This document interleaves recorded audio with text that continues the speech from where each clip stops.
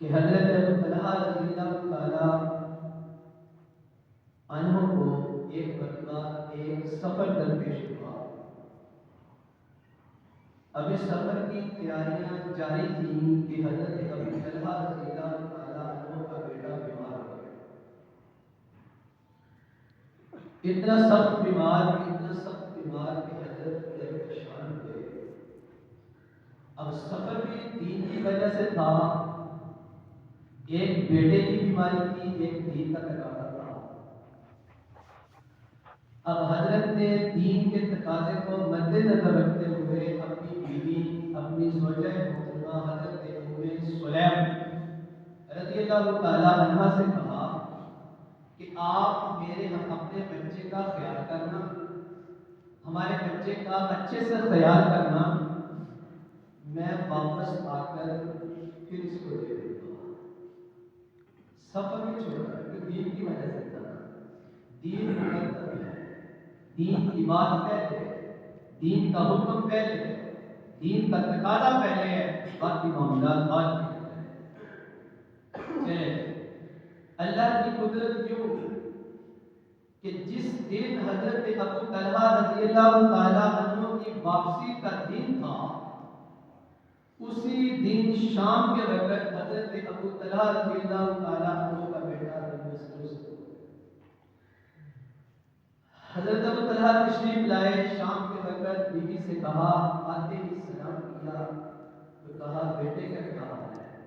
جواب ملا سکون کی نیند سو رہا ہے، آرام کی نیند سو رہا ہے. وہ سمجھے کہ میں جب گیا تھا تو یہ بیمار تھا، میں جب گیا تھا تو اس کو بیماری کی حالت میں تڑپتا چھوڑ کر گیا تھا. اب آیا ہوں، ہو سکتا ہے اس کو عافیت والی زندگی مل گئی ہو، یہ تندرست ہو گیا ہو. وہ تو یہ سمجھے تھے لیکن زوجہ کس کی تھی؟ حضرت ابو طلحہ کی تھی۔ زمانہ کس کا تھا؟ آقا علیہ الصلوۃ والسلام کا تھا۔ جس طرح صحابہ صبر کرنے والے تھے، اسی طرح صحابہ کی جو ازواج ہیں وہ بھی صبر کرنے والی تھی۔ کیا کہا؟ آرام کی نیند سو ہے، آپ آئیں، نہائیں، کھائیں، پیئیں۔ آنے سے پہلے جب انتقال ہوا، ام سلیم نے بیٹے کو غسل دیا، کفن پہنایا اور ساتھ والے کمرے پہ چارپائی میں لٹا کے چادر ڈال دی اور دروازہ لگا دیا۔ حضرت ابو طلحہ آئے، نہائے، کھایا، پیا، ساتھ والے کمرے میں میاں اور بیوی نے رات گزاری۔ انہوں نے سفر کے آج معلوم کیے کہ آپ کا سفر کیسا رہا، آپ جہاں گئے تھے وہاں کے حالات کیسے تھے، راستے میں آپ کا سفر کیسا رہا۔ یہ حال دریافت ہو رہے ہیں۔ فرمایا روایات کے اندر آتے ہیں ان حوال کے دریافت ہونے کے ساتھ ساتھ حضرت ابو طلحہ رضی اللہ تعالیٰ عنہ نے اپنی بیوی حضرت ام سلمہ رضی اللہ تعالیٰ عنہ کے چہرے پر ایک ایسی رمش بھی نہیں دیکھی، ایک ایسی پریشانی کی جھلک بھی نہیں دیکھی کہ مجھ سے تو گفتگو ہو رہی ہے، ساتھ والے کمرے میں بیٹے کی میت پڑی ہوئی ہے، ساتھ والے کمرے میں یہ ہوتا ہے صبر۔ ایسے ہی نہیں اللہ صبر والوں کے ساتھ ہے۔ وَلَنَبْلُوَنَّكُمْ بِشَيْءٍ مِّنَ الْخَوْفِ وَالْجُوعِ وَنَقْصٍ مِّنَ الْأَمْوَالِ وَالْأَنفُسِ وَالثَّمَرَاتِ وَبَشِّرِ الصَّابِرِينَ۔ اللہ رب العزت انسان کو مختلف آزمائشوں میں، مختلف امتحانات میں مبتلا کرتے ہیں۔ جو کامیاب ہو گیا اس کو خوشخبری دیجیے۔ میرے محترم سامعین، میں نے کل بھی جنازے کی موقع پر بات کی تھی کہ خوشخبری کس چیز کی ہے، بشارت کی چیز کی ہے۔ آج میرے ساتھ کوئی بڑا ہو جائے تو میں کہتا ہوں کہ مجھے کسی کا خوف نہیں ہے، میرے ساتھ ایک بڑی ہستی کھڑی ہے، میرے ساتھ گاؤں کا جگیردار کھڑا ہے، میرے ساتھ صدر کھڑا ہے، میرے ساتھ وزیر کھڑا ہے، ہمارے ساتھ بادشاہ کھڑے ہیں۔ ہمیں کسی قسم کی کوئی ڈر، کوئی خوف نہیں ہے۔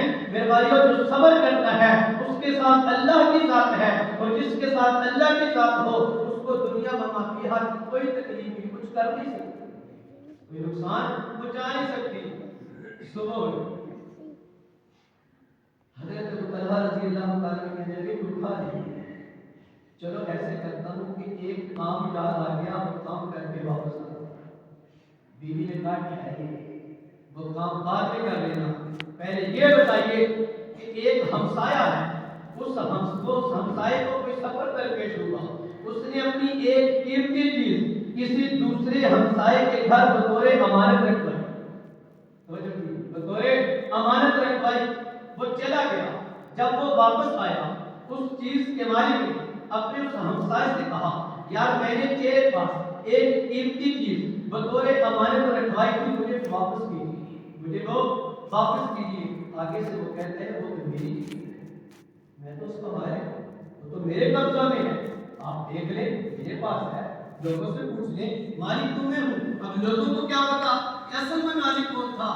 تو بتائیے پھر اس کے بارے میں کیا حکم ہے؟ حضرت ابو طلحہ رضی اللہ عنہ کہنے لگے اگر اس نے وہ چیز اس کو واپس نہ کی تو امانت میں خیانت ہوگی، وہ امانت میں خیانت ہوگی، اور امانت میں خیانت کرنے والا منافقین کی نشانیوں میں سے ایک نشانی کے زمرے میں آتا ہے۔ یہ نشانی ہے نا، بات کرے تو جھوٹ بولے، وعدہ کرے تو وعدہ خلافی کرے، اگر امانت رکھوائی جائے تو اس میں خیانت کرے۔ فرمایا پھر صبر کیجیے، بیٹا بھی اللہ کی طرف سے ہمارے پاس امانت تھا، بیٹا بھی اللہ کی طرف سے ہمارے پاس امانت تھا، اس کا وقت پورا ہوا، اللہ رب العزت نے ہمارے بیٹے کو آپ کے آنے سے پہلے اپنے پاس بلا لیا۔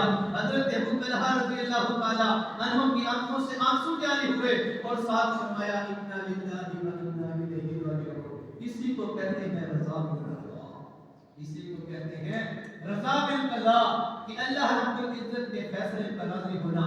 حضرت سیدنا ابراہیم رضی اللہ تعالیٰ عنہ آقا علیہ الصلوۃ والسلام کے لخت جگر نور نظر بچپن کی حالت میں فوت ہو چکے، آقا علیہ الصلوۃ والسلام کی گود مبارک میں حضرت ابراہیم رضی اللہ تعالیٰ عنہ کا سر مبارک ہے، آقا علیہ الصلوۃ والسلام کی آنکھوں سے آنسو جاری ہیں۔ حضرت جابر بن عبداللہ، حضرت ابو ہریرہ رضی اللہ تعالیٰ عنہ اور دیگر صحابہ کرام ساتھ موجود ہیں۔ فرمایا یا رسول اللہ صلی اللہ علیہ وسلم آپ کی آنکھوں سے بھی آنسو جاری ہیں، آپ کی آنکھوں سے بھی آنسو جاری ہیں، توجہ کرنا۔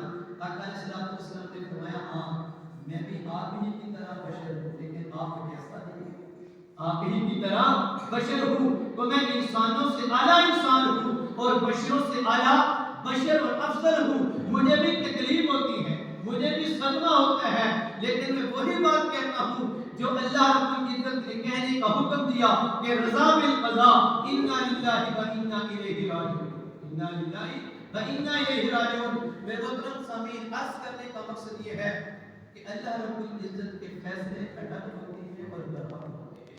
اللہ رب العزت کے فیصلے اٹل ہوتے ہیں, برحق ہوتے ہیں. فرمایا انسان تکلیف محسوس کرے یا نہ کرے, انسان کو صدمہ ہو یا نہ ہو, انسان چاہے یا نہ چاہے, انسان روئے یا نہ روئے, جو تقدیر میں اللہ رب العزت نے چیز لکھ دی ہے وہ کر رہے گی. اللہ رب العزت کے فیصلے پہ راضی رہنا چاہیے تو راضی رہنا. فرمایا حضرت یعقوب علیہ السلام کا بیٹا حضرت سیدنا یوسف علیہ السلام جب بھائی واپس آئے تو دیکھا بیٹا موجود نہیں ہے, غمگین ہو گئے. کدھر گیا؟ لاپتہ ہے, گمشدہ ہے, سمجھ نہیں آ رہی کہاں گیا, واقعات نہیں کرتا. حضرت یعقوب علیہ السلام نے کہا انما اشکو بثی وحزنی اللہ, انما اشکو بثی وحزنی اللہ, بے شک میں اپنی پریشانیاں اور اپنے غم کا اظہار اور فریاد اللہ ہی کے حضور پیش کرتا ہوں, اور اللہ رب العزت ہمارے معاملے سے خوب واقفیت رکھنے والے ہیں.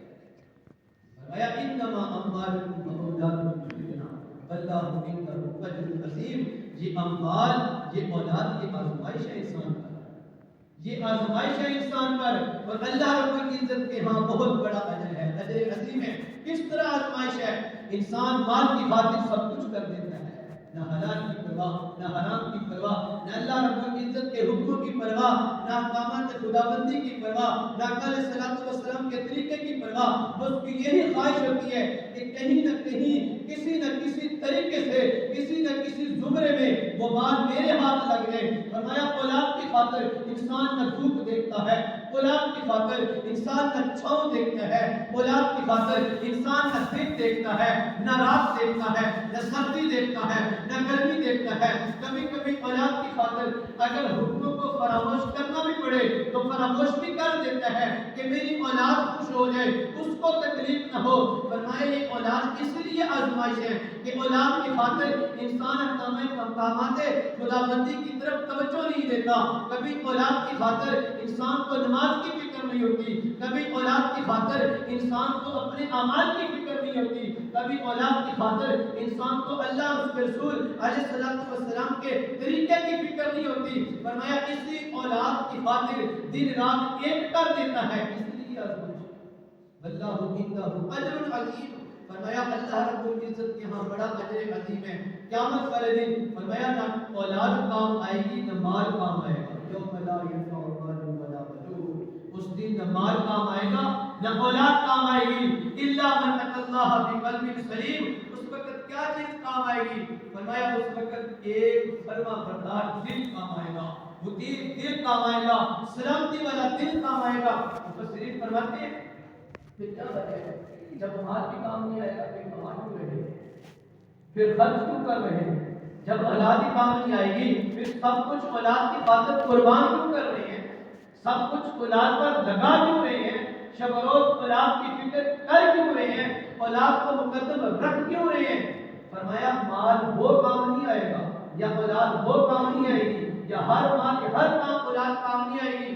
فرمایا وہ اولاد جس کو دینداری سکھائی ہو, وہ اولاد نفع دے گی جس کو دینداری سکھائی ہو, وہ اولاد نفع دے گی جس کو اچھے اخلاق سکھائے ہو, وہ اولاد نفع دے گی جس کو اچھی تربیت دی ہو, وہ اولاد نفع دے گی جس کو جائز اور ناجائز, حلال اور حرام, پاکی اور ناپاکی کی میں تمیز سکھائی جائے گی, دین کے اصول اور طریقے سکھائے جائیں گے, قرآن کی تعلیم بھی دی گئی اور قرآن اور حدیث کی تعلیم بھی دی گئی. فرمایا وہ اولاد انسان کو دنیا میں بھی نفع دے گی اور آخرت میں بھی نفع دے گی. فرمایا ہر مال ہی نفع دے گا, وہ مال جو جائز اور حلال طریقے سے کمایا گیا, جائز اور حلال کاموں پر لگایا گیا, وہ مال اللہ رب العزت کے حکم سے اللہ رب العزت کے حکم سے اجاگر کیا گیا, اللہ رب العزت کے حکم سے اس مال کو کمایا گیا اور اللہ رب العزت کے حکم سے اللہ کی راہ میں اس مال کو لگایا گیا،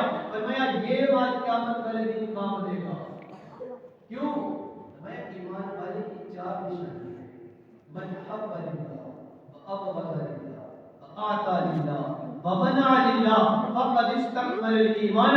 جس نے محبت کی اللہ کی رضا کے لیے، جس نے محبت کی اللہ کی رضا کے لیے، اور جس نے بغض رکھا اللہ کی رضا کے لیے، جن سے اللہ نے محبت کی ہے ان سے محبت کرنا، جن سے اللہ رب العزت نے محبت کرنے کا حکم دیا ان سے محبت کرنا، اور جن سے اللہ کی ناراضگی چل رہی ہے ان کو دور رکھنا، جن سے جن پر اللہ کا غصہ ہے ان سے ناراض رہنا، جن پر اللہ کا غضب ہے ان سے دور رہنا۔ فرمایا جن کو اللہ نے دینے کا حکم دیا، جن کو اللہ نے دینے کا حکم دیا اور دینے والوں نے پھر دیا ان کو دینا، اور جن سے اللہ رب العزت نے منع کیا اور جن کاموں سے اللہ نے منع کیا ان سے رک جانا۔ فرمایا جس ایمان والے میں یہ چار نشانیاں پائی گئی فقط استکمل الایمان، یہ کامل ایمان والا ہے، اس کا ایمان مکمل ہے، یہ کامل ایمان والا ہے، اس کا ایمان مکمل ہے۔ تو میں عرض کر رہا تھا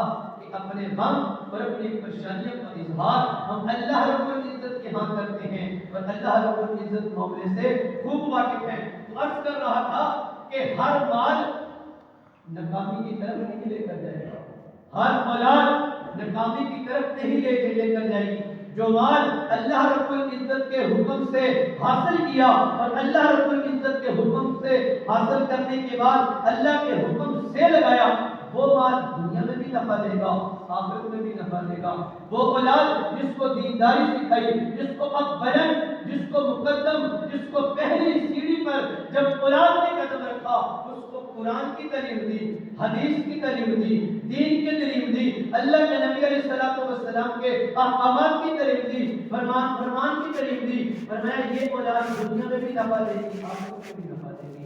ان اللہ اشترى من المؤمنین انفسهم واموالهم بان لهم الجنہ، بے شک اللہ رب العزت نے خرید لیا ہے ایمان والوں سے ان کی جانوں کو، ان کے اموال کو جنت کے بدلے میں۔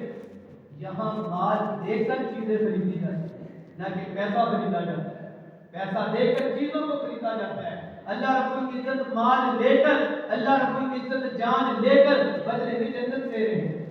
جن کو دے رہے ہیں ان کو دے رہے ہیں جن کا مال صاف ہوگا، ان کو جنت دے رہے ہیں جن کا مال حلال ہوگا، ان کو جنت دے رہے ہیں جن کے جائز طریقے سے مال کمایا ہوگا، ان کو جنت اللہ رب العزت عطا فرما رہے ہیں جنہوں نے جائز طریقے سے مال کو کمایا ہوگا، اور اللہ رب العزت اسی کمائی کو قبول کرتے ہیں دل محترم سامعین جو حلال ہو، جو طیب ہو، جو طاہر ہو، جو مطہر ہو، جو پاکیزہ ہو، جو اچھی ہو، جو جائز طریقے سے ہو، جو نجائز کمائی ہو، اللہ رب العزت اس کو قبول نہیں فرماتے، بلکہ نجائز مال کی وجہ سے اللہ رب العزت انسان کو وبال میں مبتلا کرتے ہیں، بیماریوں میں مبتلا کرتے ہیں، تکلیف میں مبتلا کرتے ہیں، پریشانیوں میں مبتلا کرتے ہیں۔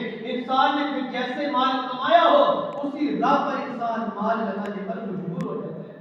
اس لیے میں نے عرض کیا کہ اولاد میں آزمائش اور مال میں آزمائش۔ یا ایھا الذین آمنوا لا تلہکم اموالکم ولا اولادکم عن ذکر اللہ ومن یفعل ذلک فاولئک هم الخاسرون۔ اللہ رب العزت ارشاد فرماتے ہیں اے ایمان والو، تمہارے اموال اور تمہاری اولاد کہیں تمہیں اللہ رب العزت کے ذکر سے غافل نہ کر دے، اللہ رب العزت کے ذکر سے غافل نہ کر دے۔ ومن یفعل ذلک فاولئک هم الخاسرون۔ اگر ایسا ہو گیا کہ اولاد نے بھی غافل کر دیا، مال نے بھی غافل کر دیا، اولاد کے ہوتے ہوئے یا مال کے کماتے ہوئے انسان کو اللہ رب العزت کے حکم کی پرواہ نہیں ہے، نبی علیہ الصلوۃ والسلام کے طریقے کی پرواہ نہیں ہے، فاولئک هم الخاسرون۔ یہی لوگ خسارہ پانے والے زندگی گزار رہے ہیں، خسارہ پانے والی۔ وانفقوا مما رزقناکم، آگے فرمایا بیدار فرمائے اللہ رب العزت ایمان والوں اپنے بندوں کو بیدار فرمائے۔ وانفقوا مما رزقناکم من قبل ان یأتی احدکم الموت، فرمایا تم خرچ کرو اس رزق میں سے جو ہم نے تم کو عطا فرمایا ہے۔ وانفقوا مما رزقناکم من قبل، پہلے اس کے ان یأتی احدکم الموت، کہ آ جائے تمہارے پاس موت، فیقول ربی لولا اخرتنی، پھر وہ کہے گا کاش مجھے 1 منٹ کی مہلت دے دی، کاش مجھے 1 منٹ کی مہلت دے دی جاتی، میں اپنے مال کو جو میں ساری عمر جمع کرتا رہا، جو میں ساری عمر جمع کرتا رہا، ساری پونجی کو میں نے اپنے گھر میں اکٹھا کیا، سارا بینک بیلنس میرے پاس جمع ہے، کاش مجھے 1 منٹ کی مہلت دے دی جائے، میں اپنے سارے کے سارے مالوں کو اللہ کی راہ میں خرچ کروں۔ فرمایا فیقول ربی لولا اخرتنی الی اجل قریب، جب موت آ جائے گی پھر مہلت نہیں دی جائے گی، جب وقت آ جائے گا پھر مہلت نہیں دی جائے گی، پھر کام کہیں کا وہیں رہ جائے گا، منصوبے ادھورے کے ادھورے رہ جائیں گے، کام نامکمل رہ جائے گا، جس انسان کے پاس جو کچھ تھا وہ وہیں کا وہیں رہ جائے گا۔ لولا اخرتنی الی اجل قریب فاصدق واکن من الصالحین، وہ کہے گا کاش میں صدقہ کر دیتا، کاش میں کسی چیز کا صدقہ کر دیتا، واکن من الصالحین، اور میں صدقہ کر کے بیمار کو اللہ رب العزت کے راستے میں خرچ کر کے اللہ رب العزت کے حکموں کی پاسداری کر کے واکن من الصالحین نیک لوگوں میں شامل ہو جاتا۔ وَلَن يُؤَخِّرَ اللَّهُ نَفْسًا إِذَا جَاءَ أَجَلُهَا، ہرگز نہیں مؤخر کیا جائے گا جس انسان کے پاس اس کا وقت آ گیا ایک لمحے کے لیے۔ وَلَن يُؤَخِّرَ اللَّهُ نَفْسًا إِذَا جَاءَ أَجَلُهَا وَاللَّهُ خَبِيرٌ بِمَا تَعْمَلُونَ، اور اللہ رب العزت خبر رکھنے والے ہیں ان کاموں کی جن کو تم کر رہے ہو، جن کو تم کر رہے ہو۔ میرے محترم سامعین، عرض کرنے کا مقصد یہ ہے کہ انسان کو اللہ رب العزت کے حکموں کی پاسداری کرنی چاہیے۔ سب سے پہلے حکم اللہ رب العزت کا ہونا چاہیے، سب سے پہلے امر اللہ رب العزت کا ہے، باقی معاملات بعد میں ہیں۔ میں نے جمعہ کے موقع پر بھی یہ بات عرض کی تھی کہ ان کسی بزرگ سے کسی نے پوچھا کہ حضرت مجھے یہ بھی مسئلہ ہے، مجھے یہ بھی مسئلہ ہے، مجھے یہ بھی مسئلہ ہے۔ مسائل سننے کے بعد حضرت نے کیا کہا تھا کہ تیرے مسائل تو میں نے سن لیے، لیکن ان مسائل میں سے اکثر تو تیری خواہشات ہیں، اکثر تو تیری خواہشات ہیں، میرا یہ کام بھی مکمل ہو جائے، میرا یہ کام بھی مکمل ہو جائے، مجھے یہ چیز بھی مل جائے، مجھے یہ چیز بھی مل جائے، یہ تیری خواہش ہے، یہ تیری خواہش ہے، اور خواہش کبھی پوری ہو جاتی ہے کبھی پوری نہیں ہوتی، اکثر خواہشیں ادھوری رہ جاتی ہیں، اور ان میں سے اکثر تو تیری خواہشات ہیں اور ان میں سے بہت تھوڑی تیری ضروریات ہیں، ان میں سے بہت تھوڑی تیری ضروریات ہیں، اور جو بندہ خواہشات کے پیچھے چلے گا اللہ رب العزت اس کو دنیا کے ہلاکتوں میں مبتلا کریں گے، اور ضروریات کو پورا کرنے کا وعدہ اللہ رب العزت نے اپنے ذمہ لیا ہے۔ ہم اللہ رب العزت کا کام کریں گے، ہم اللہ رب العزت کے دین کی مدد کریں گے، ہم اللہ رب العزت کے حکموں کی پاسداری کریں گے، ہم اللہ رب العزت کے احکامات کی پیروی کریں گے، ہم اللہ رب العزت کے حکم کو مقدم رکھیں گے، ہماری خوشی ہوگی اللہ رب العزت کا حکم پہلے ہو، ہمیں غم آئے اللہ رب العزت کا حکم پہلے ہو، ہماری بیماری آئے اللہ رب العزت کا حکم پہلے ہو، تکلیف آئے اللہ رب العزت کا حکم پہلے ہو، تنگستی والی زندگی آئے اللہ رب العزت کا حکم پہلے ہو، کوئی بھی آفت آئے، کوئی بھی مصیبت آئے، کوئی بھی پریشانی آئے یا کوئی بھی خوشی آئے، خوشحال زندگی آئے، اللہ رب العزت کا حکم پہلے ہو۔ فرمایا ضروریات کو پورا کرنا تو اللہ کے ذمہ ہے، ہم اللہ رب العزت کے حکم کو مقدم سمجھتے ہوئے اللہ رب العزت کے حکم کی پاسداری کریں گے، اللہ رب العزت غیب کے خزانوں سے ہماری مدد بھی فرمائیں گے اور ہماری ضروریات کو اقام درجے میں پورا بھی فرمائیں گے۔ اس لیے میرے محترم سامعین، میں آخر میں پھر وہی کہتا ہوں کہ اللہ پاک ہمارے بھائی کو صبر جمیل عطا فرمائے، اور اللہ رب العزت بچے کے بدلے میں نعم البدل عطا فرمائے، اور اللہ رب العزت محمد حسن کو قیامت والے دن والدین کے لیے بخشش کا، راحت کا، سکون کا ذریعہ نصیب فرمائے، اور اللہ رب العزت جن حضرات کے لفظ جگر دنیا سے رخصت ہو چکے ہیں اللہ پاک ان کی بھی بخشش فرمائے، اور جن کے حیات ہیں اللہ پاک خیریت والی، سلامتی والی، صحت والی، تندرستی والی اور راحت اور سکون والی اللہ پاک زندگی نصیب فرمائے۔ اقول قولی ھذا واستغفر اللہ العظیم وآخر دعوانا الحمد للہ رب العالمین۔ اب بچے کا میں نے شروع میں عرض کیا تھا کہ بچے کے ذمہ کا گناہ کوئی نہیں ہوتا، آپ صرف یہ نیت فرما لیں کہ 1 مرتبہ سورۃ الفاتحہ، 3 مرتبہ سورۃ اخلاص پڑھ لیں، جتنے بھی ہمارے احباب دنیا سے رخصت ہو چکے ہیں اس پڑھے گئے کلام پاک کا ثواب